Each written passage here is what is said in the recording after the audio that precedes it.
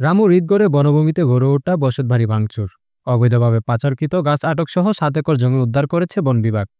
Idgarh bit কর্মকর্তা আমিনুল ইসলাম মিয়াজি জানান, তিনি যোগদানের পর থেকে চক্রতি এলাকায় ১ একর, সেঞ্চুরি ৪ একর এবং বৌগার নিরিবিলি সীমানার জিরি এলাকায় ২ একর সহ মোট ৭ একর রিজার্ভ বনভূমি উদ্ধারপূর্বক চারা রোপণ করা হয়। এছাড়া চরপাড়া এলাকায় গড়ে ওঠা ২টি দালান কোঠা সহ আরও বিভিন্ন জায়গায় অবৈধভাবে গড়ে তোলা ঘরবাড়ি ভাঙচুর করেন। আমি বিট কর্মকর্তা ঈদগড় বিট ঈদগড় রেঞ্জ কক্সবাজার উত্তর বন বিভাগ। আমি দায়িত্ব নেওয়ার পর থেকে অনেক কিছু আমি লক্ষ্য করেছি। এখানে জবরদখলের প্রবণতা বেশি ছিল। যে জায়গাটা দেখতে পাচ্ছেন এটা প্রায় ১ একর।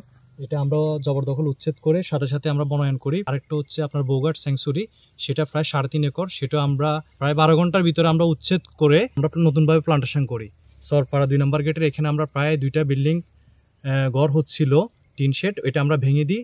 বিভিন্ন অবৈধভাবে যেগুলা বালু উত্তোলন হচ্ছিল এগুলোর বিরুদ্ধে আমরা অভিযান পরিচালনা করি। অপরদিকে বিভিন্ন জায়গায় কর্তনকৃত গাছ আটক ও বালু পাচার রোধে সর্বোপরি বন বিভাগ রক্ষার্থে তথা সরকারি দায়িত্ব পালনে রেঞ্জ কর্মকর্তা সহ ঊর্ধ্বতন কর্তৃপক্ষের সহায়তা সহই তিনি সার্বক্ষণিক নিয়োজিত রয়েছে।